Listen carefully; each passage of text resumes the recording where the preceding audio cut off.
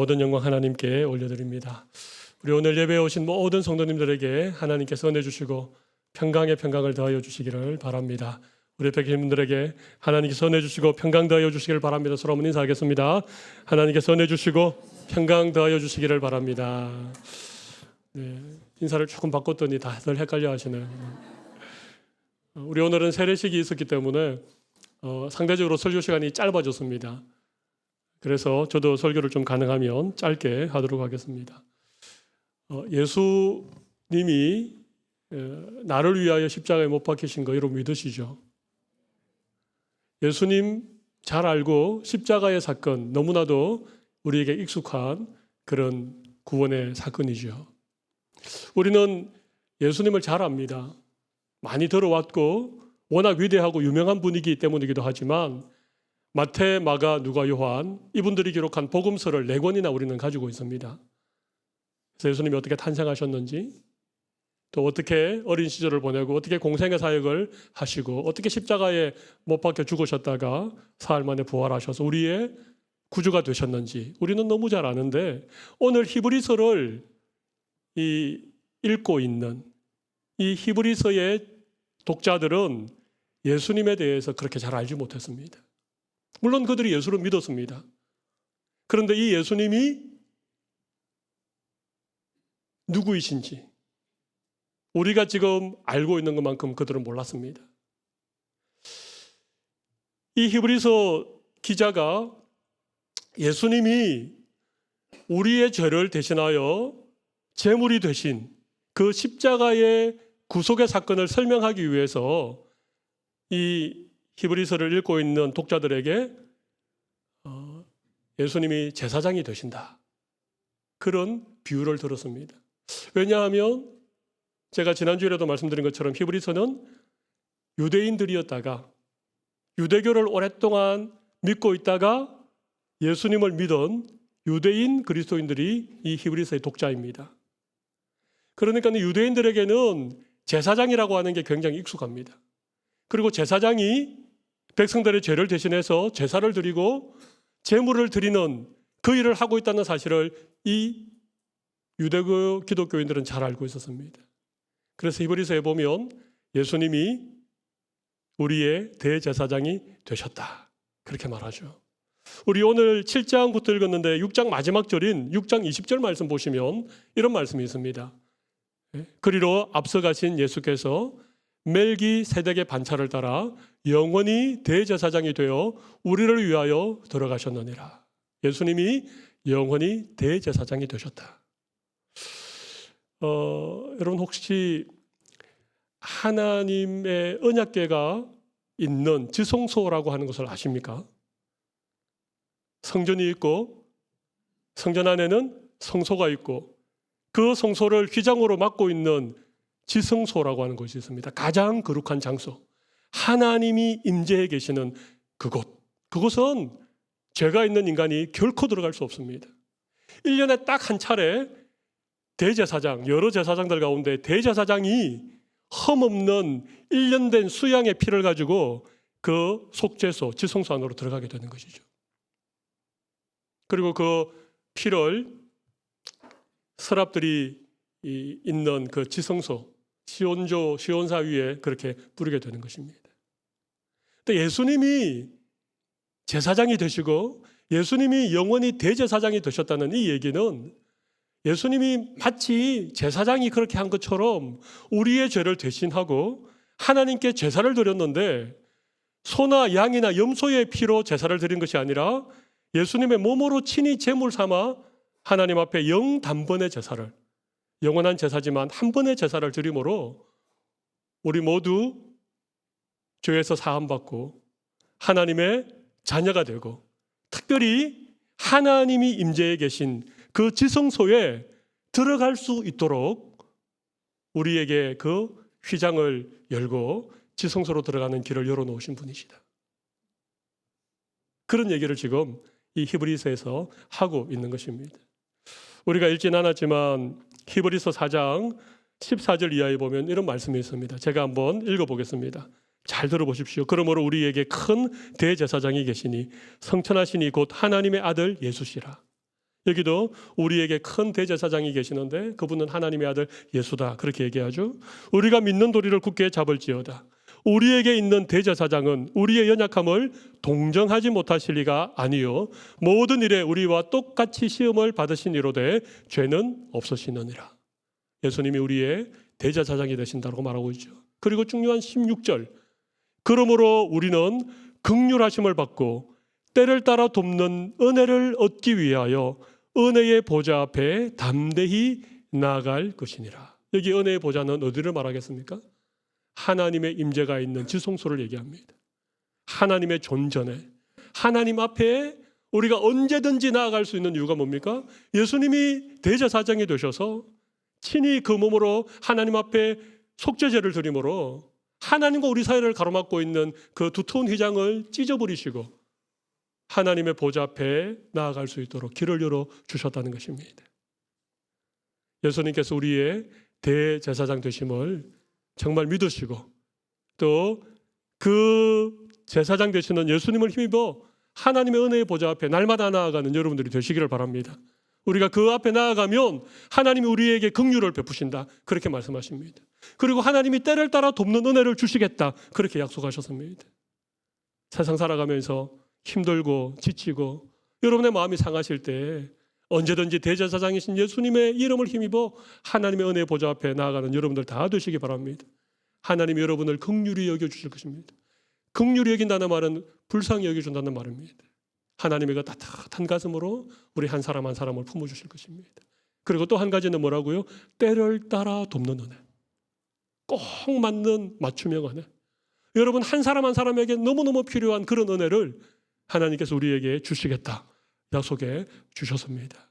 오늘 학습받고 입교하고 세례받고 유아 세례받는 우리 믿음의 자녀들뿐만 아니라 오늘 예배하는 우리 모든 성도들이 예수님이 우리의 대제사장 되심을 믿으시고 그 예수님을 힘입어 하나님의 은혜의 보좌 앞에 날마다 나아가는 여러분들이 되시기를 바랍니다. 근데 문제가 하나 있습니다. 예수님의 십자가를 설명하기 위해서 예수님이 대제사장이라고 그렇게 구약의 제사장을 비유해서 그렇게 설명을 했는데 유대인들에게 제사장은 반드시 레위 지파여야 됩니다. 그리고 아론의 후손이 제사장이 되었습니다. 일부 시간에 제가 이 얘기 들었더니 성도님들이 다 이해를 하시던데 2부 예배 시간에는 여러분들이 좀 이해를 하시는지 모르겠습니다. 구약의 제사장은 아무나 하는 것이 아니었습니다. 반드시 이스라엘의 12지파 가운데 어떤 지파요? 레위 지파, 그것도 아론의 후손들이 제사장이 된 것이죠. 그럼 제가 물어보겠습니다. 예수님은 레위 지파일까요? 아닐까요? 아닙니다. 예수님은 유다 지파입니다.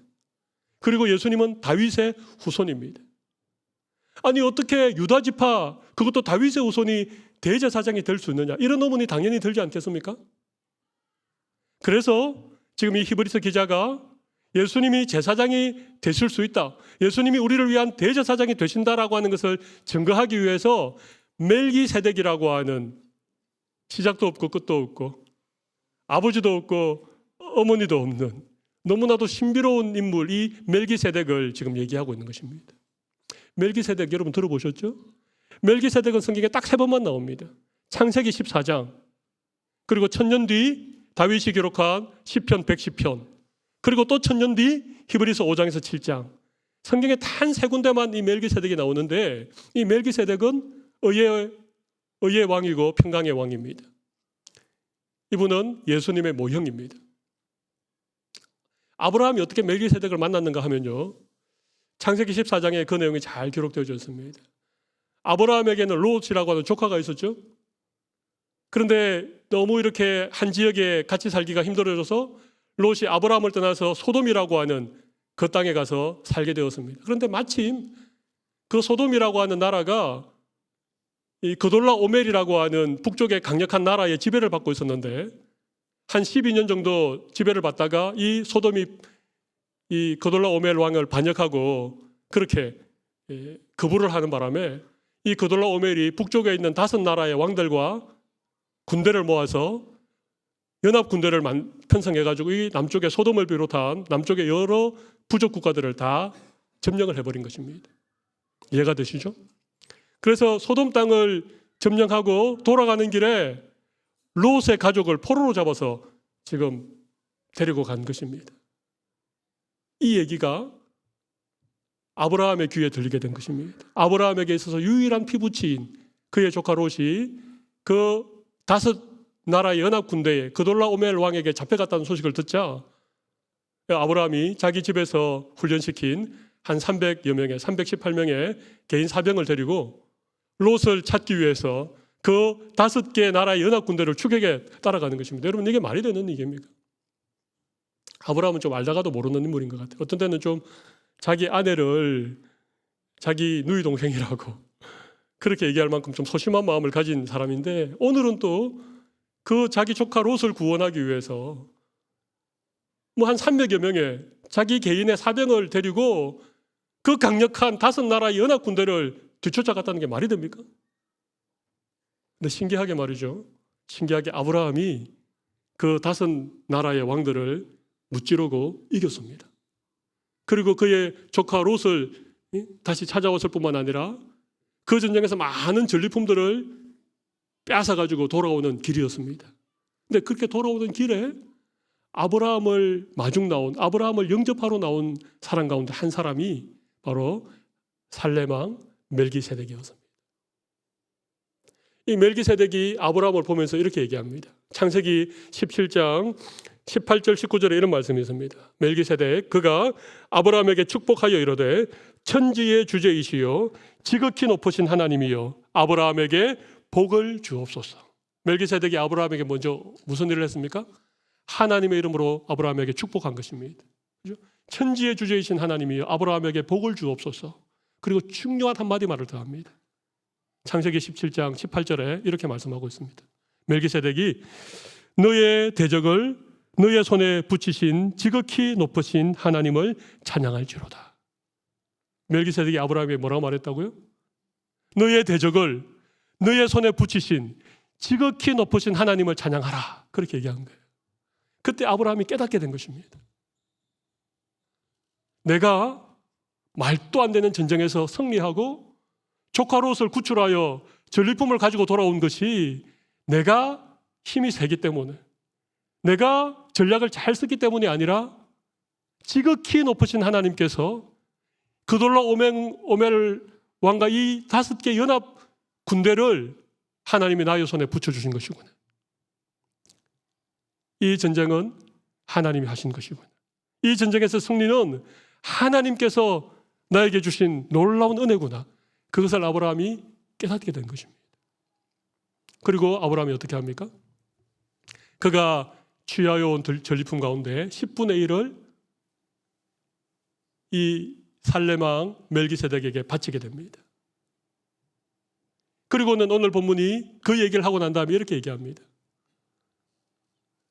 낮은 자가 높은 자에게 예물을 바치고 높은 자가 낮은 자를 축복하는 것이 너무나도 당연한 사실인 것처럼 오늘 이 멜기세덱은 아브라함, 정말 유대인들이 그렇게 존경하고 그렇게 대단한 인물로 여기는 이 아브라함으로부터 예물을 받고 그를 축복하였으니까 이 멜기세덱이야말로 제사장이다. 하나님의 대제사장이다. 그렇게 얘기를 하고 있는 것입니다. 그리고 예수님은 비록 레위 지파는 아니지만 아론의 반차를 따라 세워진 제사장은 아니지만 이 영원한 대제사장이신 이 멜기세덱의 계통을 따라서 이 멜기세덱의 반차를 따라서 대제사장이 되신 분이다. 그렇게 히브리서 기자가 설명을 하고 있는 것입니다. 여기까지 이해가 되십니까? 그런 얘기입니다. 근데 우리가 여기서 한번 잠깐 생각해 볼 부분이 있습니다. 아브라함이 그가 전쟁에서 취한 그 전리품 가운데 10분의 1을 멜기세덱에게 드렸지요. 여러분, 이것이 성경에 나타나는 11조에 관한 가장 먼저 된 말씀입니다. 흔히들 여러분들 11조라고 할 때 구약의 율법에서 정한 11조를 생각하시죠. 그런데 11조는 구약의 율법으로부터 시작된 것이 아니라는 얘기입니다. 혹시 여러분들 가운데 11조를 하는 분도 계시고 아직까지 11조를 하지 못하는 분이 계신데 아마 여러분들 가운데 11조를 하지 않는 이유에 대해서 11조는 구약의 율법에서 정한 것이고 오늘날은 율법의 시대가 아니고 복음의 시대이기 때문에 구약에서 정한 이 11조의 의무가 우리에게는 없다. 그렇게 생각하는 분이 간혹 계신 것 같습니다. 근데 여러분 11조는 율법이 아닙니다. 11조는 그냥 우리의 신앙의 의무, 예수 믿는 우리의 어떤 책임 그런 정도의 개념이 전혀 아닙니다. 11조라고 하는 것은 도무지 게임이 되지 않는 전쟁, 싸워서 이길 가능성이 1%도 없는 그 전쟁이었는데 하나님께서 아브라함과 함께 하셔서 아브라함을 승리하게 하시고 롯을 구하고 전리품을 얻게 하신 그 하나님께 아브라함이 너무나 감사하고 너무나 감격하여서 그가 취한 전리품 가운데 10분의 1을 구별하여 하나님 멜기세덱에게 드렸던 것, 이것이 11조의 효시고 이것이 11조의 시작이라고 하는 것입니다. 다시 말씀드리면 우리가 하나님 앞에 예물을 드리는 것, 우리가 하나님 앞에 소득의 11조를 구별하여 드리고 주일 헌금을 드리고 감사 예물을 드리는 그것은 율법적인 의무이기 이전에 하나님께서 나를 구원해 주셨고 하나님께서 나에게 생명을 주시고 건강을 주시고 하나님께서 내가 수고할 때 나에게 필요한 소득을 주신 그 모든 것이 하나님의 은혜인 것을 깨닫고 하나님께 감사하는 마음으로 하나님께 예물 드리는 것, 이것이 11조고 이것이 헌금이라고 하는 것입니다. 만약 여러분들이 11조를 드릴 때에 혹 여러분의 마음에 의무감이 먼저 드시는 분들이 계십니까? 11조를 안 드리자니 그래도 내가 믿음 생활하고 있는데 내가 직분자인데 좀 마음이 찜찜하고 드리자니 10개 중에 하나를 떼서 드리고 나머지 9개로 생활하는 것이 염려되고 걱정되는 그런 마음 때문에 그냥 의무감으로 만약에 드린다면 그것은 11조의 정신과는 다른 것입니다. 11조는 내 것을 하나님께 드리는 것이 아니라 하나님이 나에게 주신 것을 하나님의 것입니다. 모든 것이 하나님의 은혜입니다. 내 삶의 주인이 하나님이십니다. 그런 믿음의 고백을 담아 드리는 것, 거기에 감사의 마음으로 드리는 것, 이게 11조라고 하는 것입니다.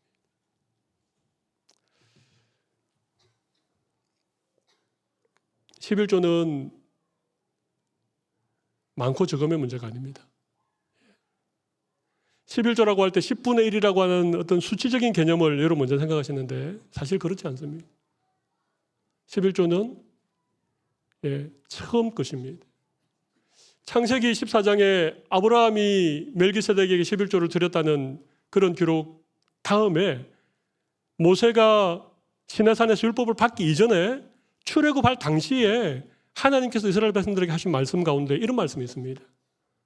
10번째 재앙인 장자의 죽음, 그죠? 그 죽음이 있던 그날 밤에 유월절을 지내지 않았습니까? 그리고 이스라엘 백성들이 이제 드디어 그 애굽의 압제 아래에서 벗어나서 드디어 이제 애굽을 떠나 나오는 그때 하나님께서 이스라엘 백성들에게 이렇게 말씀하셨습니다. 너희 가운데 처음 난 것, 그것은 나의 것이니 나에게 드려라. 이건 율법을 주기 전이었습니다. 처음 난 아들이든지 너희 가축 가운데 처음 난 새끼든지 처음 것은 나의 것이니까 나에게 드려라. 하나님 그렇게 요구하셨습니다.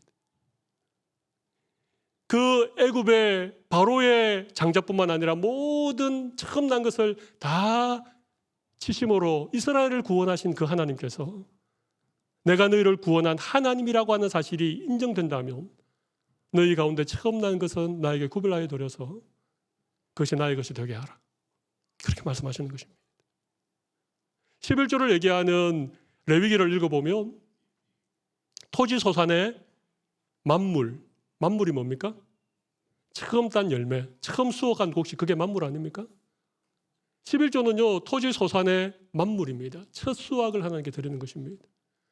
11조라는 것은 10개 가운데 하나라는 의미도 있지만 10개 가운데 첫 번째 것, 이게 11조입니다.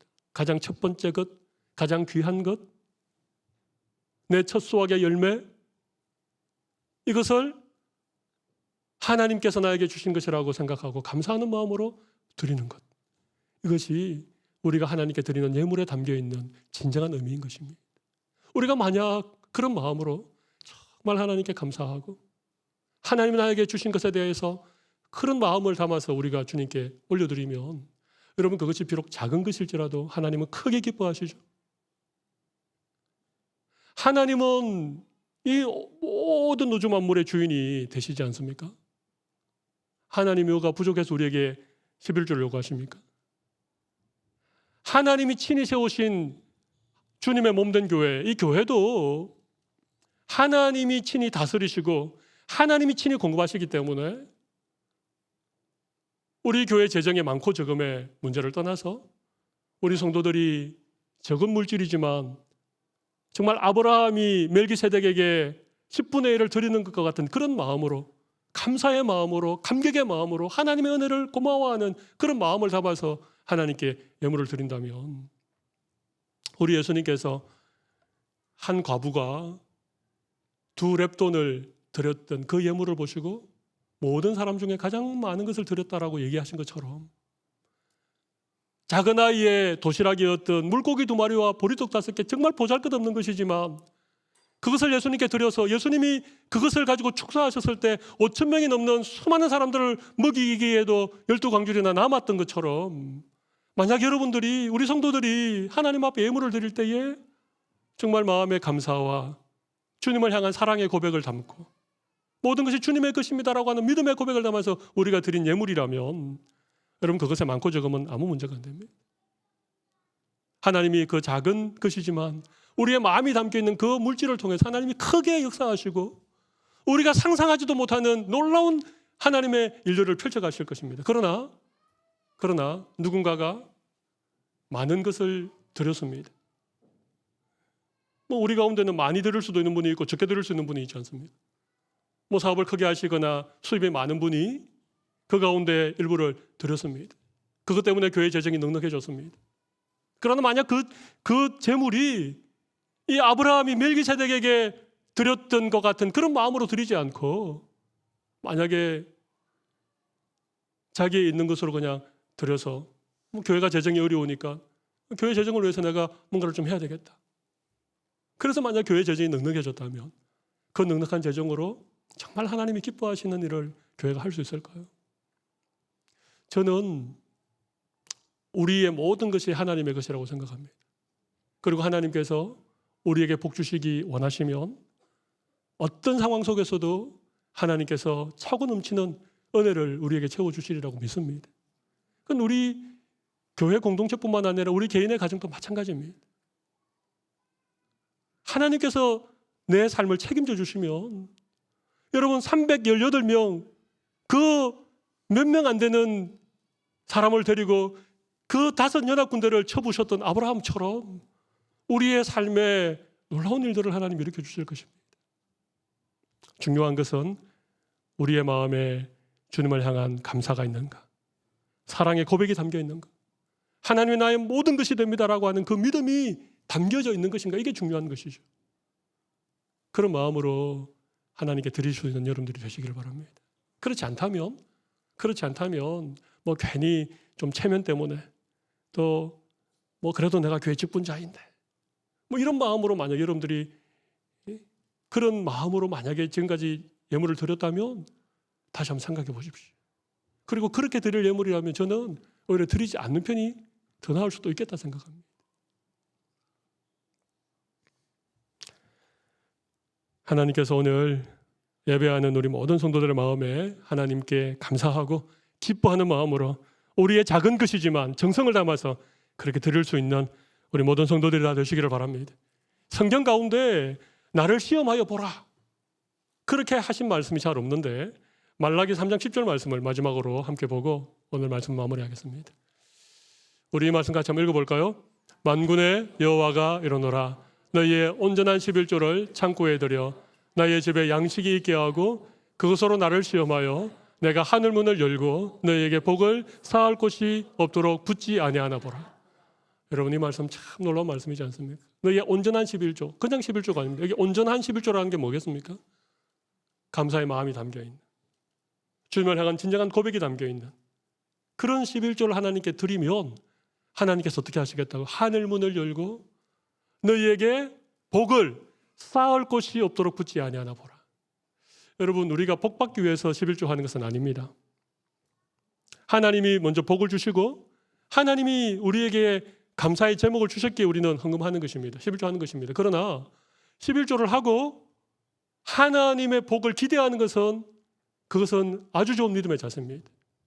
하나님의 복만 바라고 헌금하는 것은 기복적인 신앙이지만 하나님께 감사의 마음으로 헌금을 드리고 온전한 11조를 하나님께 드리고 그 다음에 하나님께서 내 삶 가운데 쌓을 곳이 없는 복을 어떻게 주실까? 그런 것을 기대하면서 설레이는 마음으로 그렇게 살아가는 것은 대단히 성경적이고 대단히 좋은 믿음의 모습이라고 생각합니다. 오늘 여러분들이 하나님 앞에 온전히 예배 드리셨다면, 오늘 하나님 앞에 마음을 다하여 정성을 다하여 주님 앞에 예물을 드렸다면 이번 한 주간 하나님께서 어떻게 내 삶 가운데 복을 주실지, 하나님께서 어떻게 하늘 문을 열어주시고 내 인생의 문을 열어주실지 여러분 기대하셔도 좋습니다. 그것은 하나님의 변치 않는 약속의 말씀이기 때문에 그렇습니다. 오늘 우리 모든 성도들의 삶 가운데 쌓을 곳이 없는 그런 놀라운 하나님의 복과 은혜를 누리실 수 있는 우리 모든 성도들이 다 되시기를 바랍니다. 이 시간 가슴에 손을 잠깐 올리겠습니다. 시간이 조금 지났지만 우리 주신 말씀 생각하시면서 우리 잠깐 기도하도록 하겠습니다.